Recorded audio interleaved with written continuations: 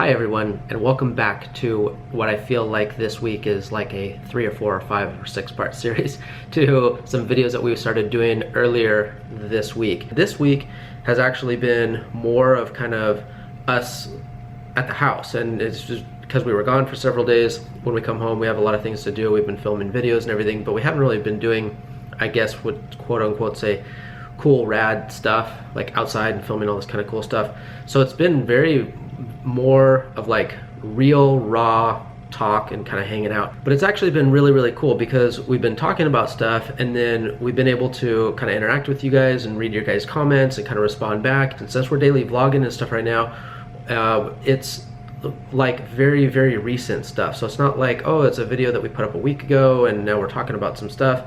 So it's kind of been really cool in the fact of, as long as you guys like these kind of videos. I mean, obviously, like, we like to do different edits and fun stuff like that, but it's been really cool for us to be able to kind of more or less chit chat with you guys and have like real interactions. To kind of catch you guys up on where we're at today, I feel like you have to watch like the past few videos. And so if you guys have already watched the past few videos, then you kind of know where we're starting today. And so the last video, you guys said you would love to hear more about like my thoughts, my ideas, my kind of like past and my cancer story and all these things.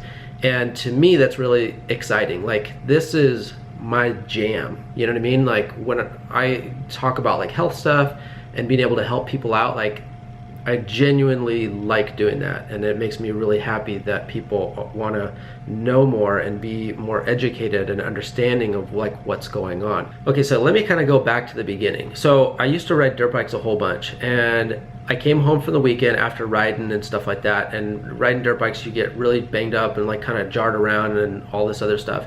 So I feel like it was like a Monday morning or something after the weekend, I woke up and I peed blood, like a lot of blood in the toilet. And like I said, at the age I was 20 or 21 or something, like literally 20 years ago, like 97 or 98, something like that. I'm 40, gonna be 41 in like a week. At that time, I had two choices, you know, and my choices were like, okay, wow, that's scary.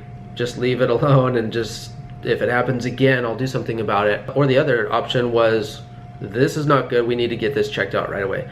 Fortunately, I decided to do the second part, and I said, okay, I need to go get this checked out because this is scary. It literally took a month to finally figure out what it was. I did an ultrasound, I did a CT scan, I did all the like different blood tests and all this stuff, and it wasn't until we finally went in with a camera. And so just so you guys know, they take like a little camera, and it's like maybe the size of like a very small, kind of like a thin, kind of like a pinky finger, and they go in and they visually with a camera go through your penis and your urethra, and you go into the bladder to look inside your bladder, and then they can see what's going on in there.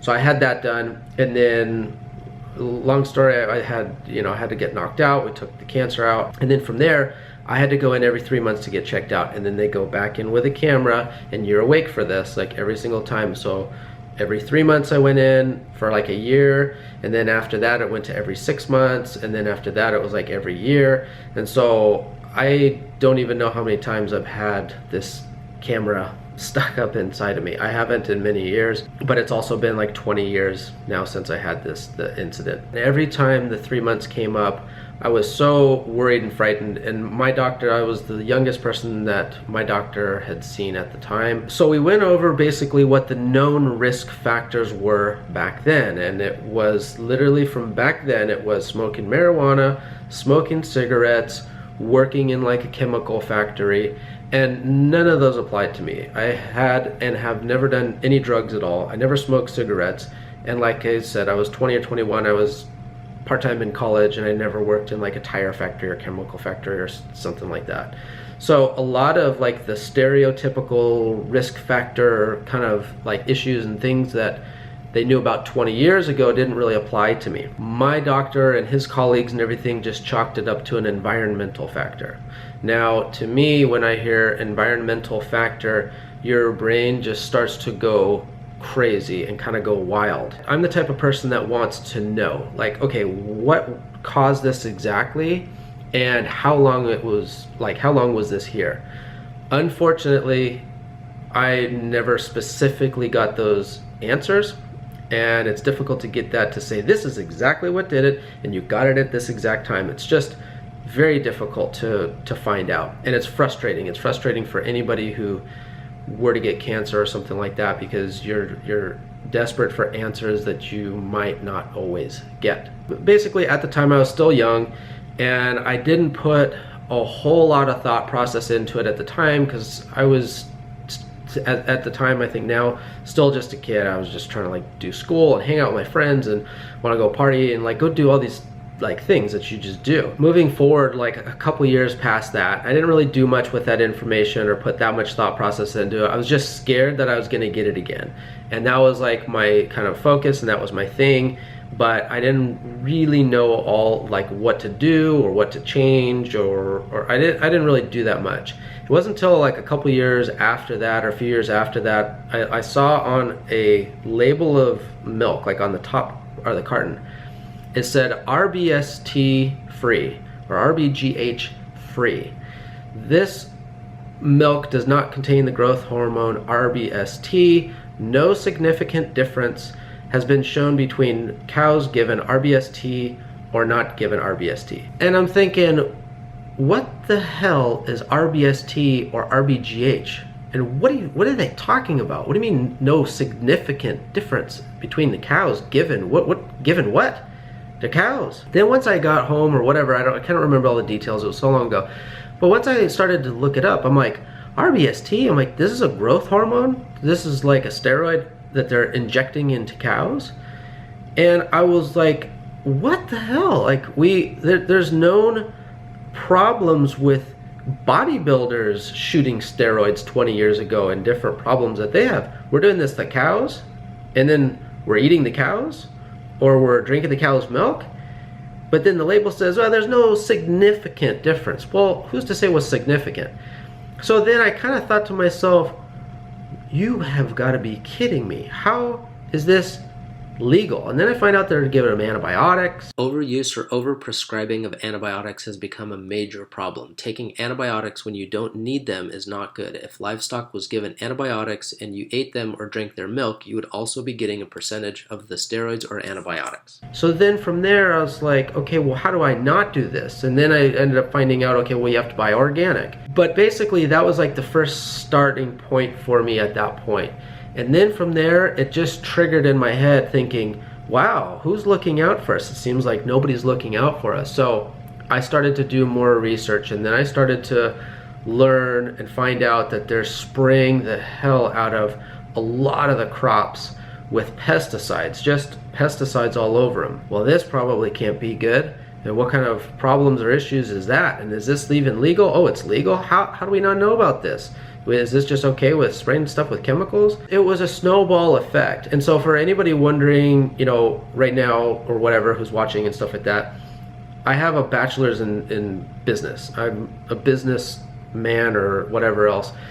But the research and the food and some of this stuff, literally, like in my free time, all I do is basically really two things. I learn more and stuff like, and watch and research like with like water skiing stuff, and health stuff. And the health stuff has been year after year after year after year after year for probably 15, 20 years now. So in my free time, that's all that I do. So I read all kinds of different articles. I read all kinds of, from different doctors, from different platforms, from all kinds of stuff to get information. And it's always like constantly changing and stuff like that. And doctors, if you look this up, this is like realistic stuff. Doctors only get a very minimal amount of nutrition information. And who is giving them the nutrition advice? Well, the big companies that can afford like to pay for that stuff. Like a lot of dairy, cattle, meat industry, pork industry, whatever, like whoever has a whole bunch of like money, you know what I mean? I am not a human history expert on this, but I've read that humans have been around or on the earth or whatever anywhere from 50,000 years ago to upward of 6 million years ago. Last or past 100 years, food has started to change drastically, like very, very drastically. So we're talking about 100 years, and maybe even condense it down to the past 50 years, compared to 50,000 years or 6 million years. What we're eating today is nowhere near anything close to what we were built to eat. Whether you believe in God, or that we came from apes, or that we came from like whatever, you know, it doesn't really matter. We were not designed to open up a plastic package and start eating something with artificial food coloring and chemicals and trans fats and stuff like that, period. Like that's, I mean, there's no debating that. These are things that we were not meant to even be eating. So basically I think that we as parents and people and everything else need to demand different things like from and out of our food. Looking back specifically on my incident, I'm never gonna know exactly like what caused something, what occurred something. Could have been something my mom was doing. It could have started when I was in the womb. It could have started at a very young age. I don't know. Was it like where I lived? Was it the air? Was it the water I was drinking? I do know that if you look really closely, I have these white spots on my teeth, and never knew why I had these white spots on my teeth. And then as I got older, I learned that it's called dental fluorosis, and it's from too much fluoride in the water. And so now my teeth are permanently stained with little white spots because I had too much fluoride in water. So yeah, so I'm real stoked on that. That's pretty awesome that that created that problem. The way I see it and everything else is that I don't need to have somebody try to tell me or prove to me or show me like, well, look, like these studies were done and it showed that this chemical was okay, and there's another study that said that this chemical was okay. I don't need that. I don't care about any of those studies. For me, I'll just choose to avoid it. Real simple. I don't need to constantly be guessing, be like, is this one okay? Are there studies on this? Like, has it been out for 5 years or 10 years or 20 years, or how long has this been out? I'm just gonna avoid it. I just don't want to be a part of it. And so when it's like, ooh, there's this new 0-calorie sweetener, it's made partially from some sugar, but it's made in a lab and they're doing some things to it and stuff, it's like, that's okay. I don't need to see the research. I don't need to know about it or whatever. I'm just gonna stick to raw organic, you know, coconut sugar, or I'll just put a little drizzle of some organic maple syrup and something to sweeten it up. Real simple, just real natural food. I don't need to worry about the 15 calories from a teaspoon of sugar or something like that. My point is the research that says, well, it's okay, it's safe, I don't care, it doesn't matter to me. So the argument for me is not like, well, like they said this was okay. Okay, then if you guys want to eat it, that's fine. And then you have to suffer the consequences if in 30 years they find out, ooh, you know, this is not necessarily a good thing for you. Because let's be honest, we've been living for, you know, on the earth for how long? 50,000 or 6 million years or whatever it is. Are we really going to know that much about this new thing in the past 20 years? Oh, it's been out for 10 years. Everybody's doing it. Everybody's using it, eating it, stuff like that. We were doing that with BPA. Now what are they doing? They take out BPA out of all the baby bottles. They're trying to take it out of all the plastic. But it was like such rad thing that was so cool. Like BPA was in everything, and they pulled that off. Look at like silver fillings. I still have one silver filling that I need to get out. Yeah, the silver metal fillings. If you're young, they probably don't even use them anymore. But they were putting all these metal silver fillings in stuff like that. Those contain mercury. You're not even supposed, if you break a thermometer, you're supposed to stay away from it. But it's like, oh, it's mercury. Mercury is not good for you at all in any amount. But they're putting it in, and then the dentists and everybody, they're like, oh, it's fine. It's just like a little bit. And then they put them in light bulbs. Oh, they're sealed in the light bulb. Yeah, God forbid somebody breaks a light bulb. Whoever thought that somebody would accidentally drop a light bulb and break a light bulb that has mercury in it? I mean, some of this stuff is just stupid. My point is there are these things that come out that we do, and somebody is telling us that that's fine, and they've done studies and everything else. But my point is, for me, is you can choose to accept it or use it or whatever else. That's fine. I have no problem with that. Everybody can do whatever they want to do. I'm just saying, for me, stuff that's going into my body. And then, of course, like, you have to make choices. Everybody has to make choices and decisions and stuff. You're gonna have people that are gonna wanna troll and hate and stuff like that, like, well, you live in a house. Yeah, I live in a house. I'm not naked living in the sticks. So I do choose to live in a house. I'm remodeling the house. I have the choice to buy low odor, zero VOC paint, which I did. But the house was built with drywall and I redid some stuff, and so if I'm redoing a wall that's made of drywall, I have to use drywall to do stuff. So there are a lot of things that I'm not particularly excited about doing or using or something, but it is the way it is. And you know, you're not gonna always, you can't control every single thing that you're doing, so you have to make choices. I use, you know, a cell phone.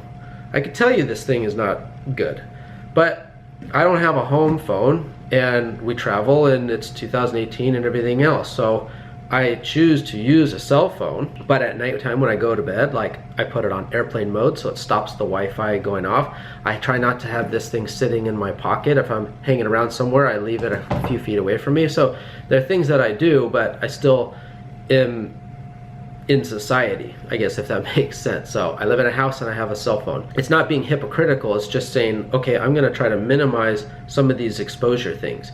And so I'm not saying that this causes cancer and this will give you cancer and this won't.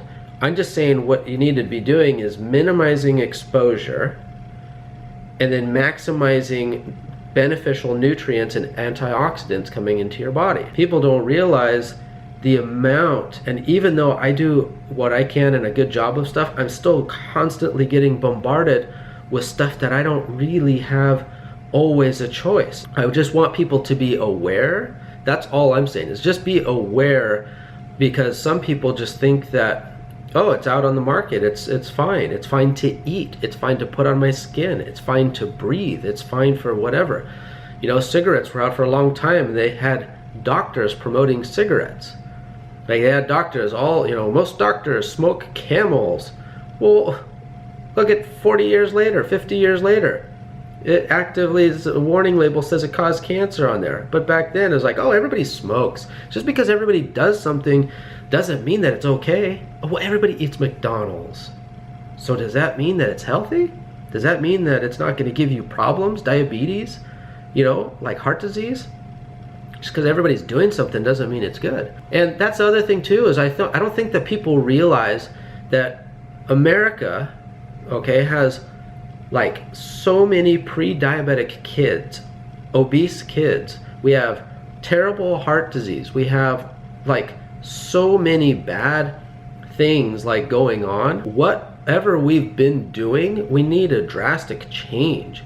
When we have kids that have high cholesterol and are obese and getting diabetes and having like heart disease and problems like that, we're doing something wrong. We need to be changing some stuff. And then on the flip side of that, someone's gonna argue and be like, well, yeah, but some people are living longer these days. Well, we have medical interventions that can help to keep you alive, like cutting your chest open in half and putting stents in and doing, you know, like radical surgery of cutting people open and doing different things. But is that thriving? That's like, oh, like I survived this heart attack. I survived this heart attack because we have the technology to cut me open and mess around with my heart and stuff. So the possibility of living longer because we have more technology, that's there. But in my mind, for me, the goal isn't to be, well, granted, I'm hoping to live to be old, but the goal is more not of, look at this, like I'm gonna try to live to be 110.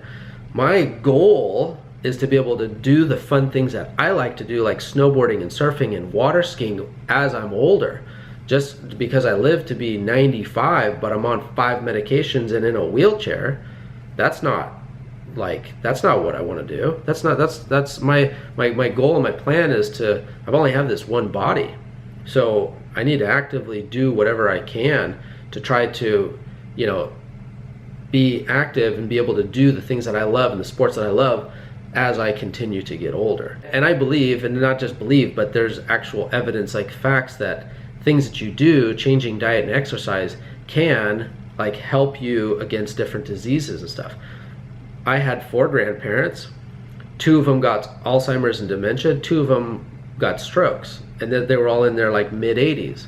So am I just gonna be born and then all of a sudden be like, God damn, you know, I'm gonna get heart disease if the Alzheimer's and dementia doesn't get me first. Damn it, man, there's nothing I can do about it. Of course, there's tons of things that I can do about it to try to prevent some of these things. You know, the thing with people of saying like, well, you know, my dad was obese and my mom was obese, I guess I'm just gonna be obese and I'm just gonna get diabetes. And it's like, don't live like that. Why would you live like that?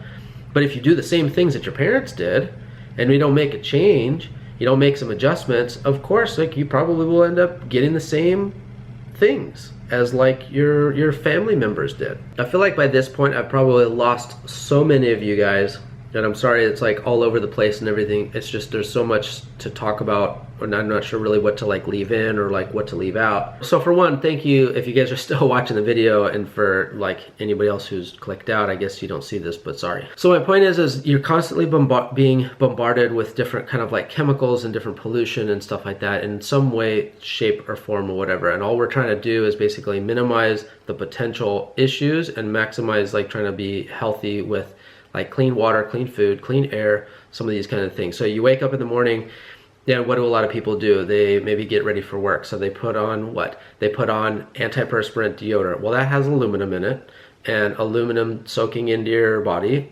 that is not good at all. Look up aluminum and Alzheimer's, aluminum and breast cancer, aluminum just in general, it's not good. So you put that on and then just read what's in it. So just look at the back of it. And I'm not saying that, oh, this deodorant is gonna do that. So somebody's saying like, oh, you know, you're saying that deodorant, I'm not saying that deodorant. I'm saying why don't you minimize the potential possibility of some of these issues and problems, you know, that you could potentially have. You don't, like I said, you don't have to listen to me, do whatever you want to do. But I'm just telling you, this is not, it's not like good stuff. So you can find a more natural deodorant, you know, you can do different things like that. Then from there, what do people do? They brush their teeth, let's say. Okay, you brush your teeth, look at the stuff that's in your toothpaste, in your general toothpaste. It has like artificial colors, it has fluoride, it has like all of these different things. Now fluoride, I'm not even, that's a whole other story, but like fluoride could be good for your teeth, but if you're like ingesting it and swallowing it and all this stuff, it's a different story. Then from there, what are you doing? So maybe you like wash your hands. Well, what's in your fun little hand soap there? Fragrances, all kinds of other chemicals, that's going on your skin. And then what are you going to do? You're going to put on makeup. Look at the chemicals and look at the ingredients that are in your makeup. It's going on your skin means it's going into your body. Put it on all of your makeup. Putting on maybe some lotion, look at the ingredients in your lotion. Going on your skin, it's soaking into your body. There's tons of different stuff. Sunscreen, all the different stuff, like all these kind of chemicals. In Hawaii, in a couple of years from now, they're actually banning a lot of different sunscreens because it's killing the coral reefs. So then what are you gonna do with your hair? You have some nice hair gel or some like good hairspray or something that you're doing all that. Like what's in that? Read the ingredients in that. We haven't even been up for 5 minutes and just blasted, like hit ourselves with all kinds of stuff. So once you're all ready to go, then you like make some breakfast, but who knows what your breakfast is like made from or of or whatever. And then you end up putting on clothes. Well, what chemicals were in your laundry detergent?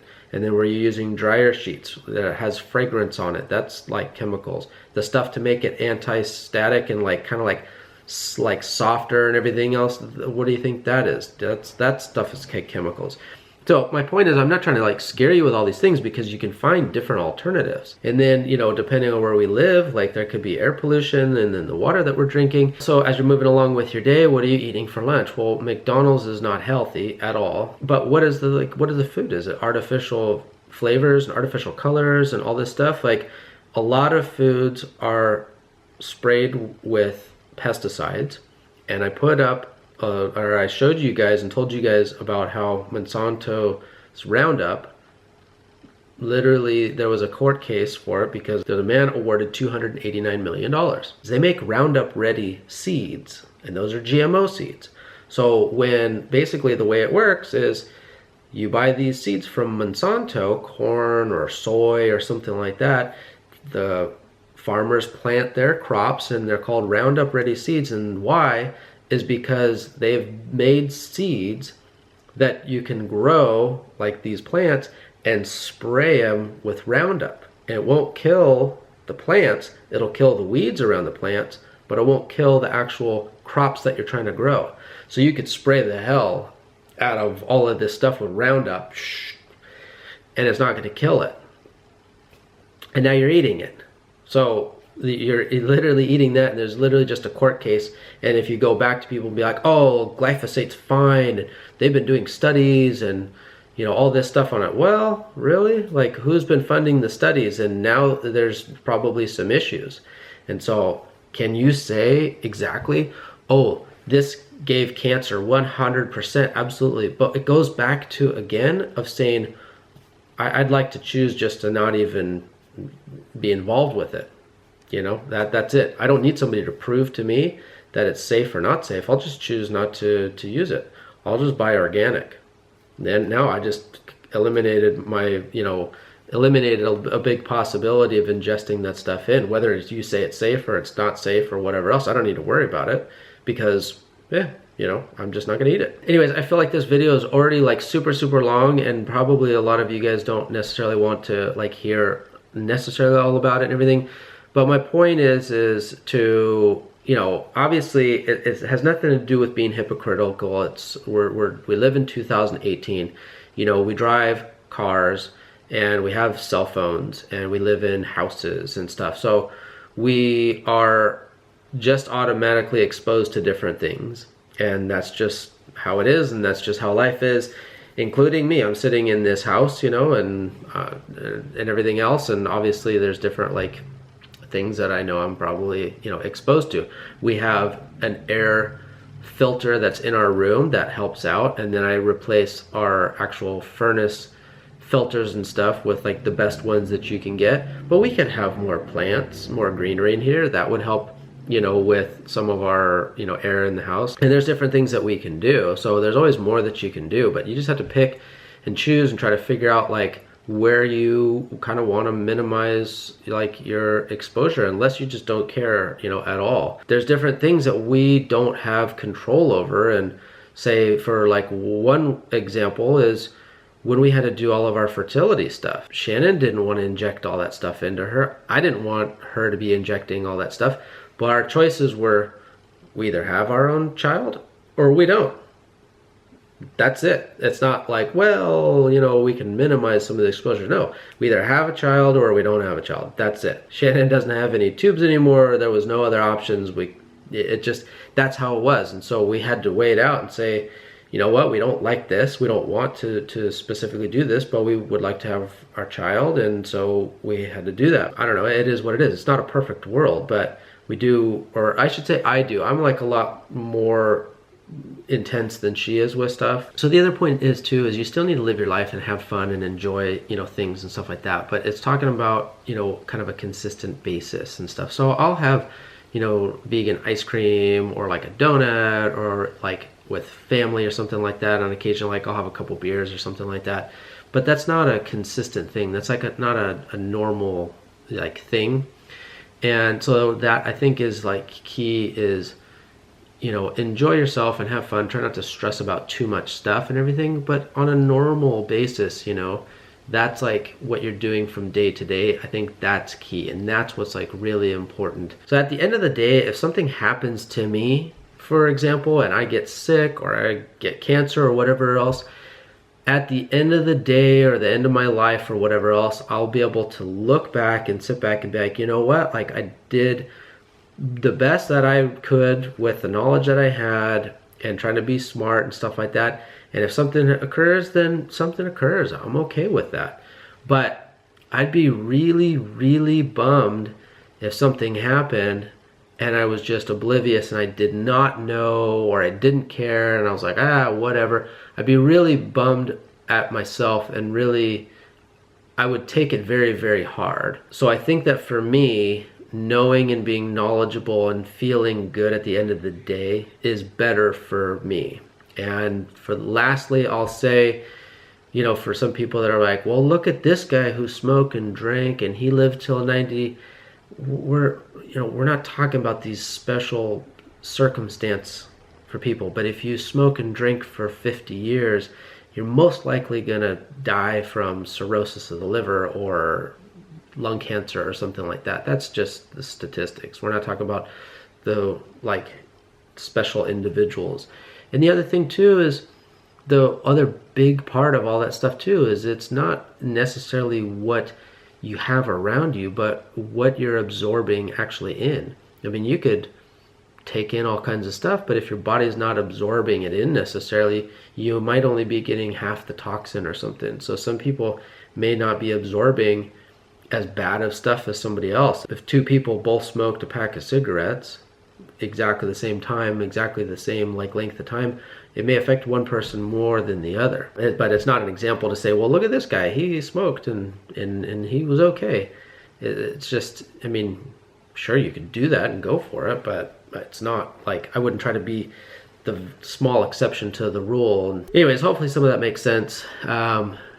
I know this video is not as smooth and stuff as I had hoped to be, but anyways, you guys can leave your comments down below, and like I said, we'll keep the discussion going and moving along with stuff. So anyways, all right, I'll talk with you guys later. Thank you guys for watching. Bye.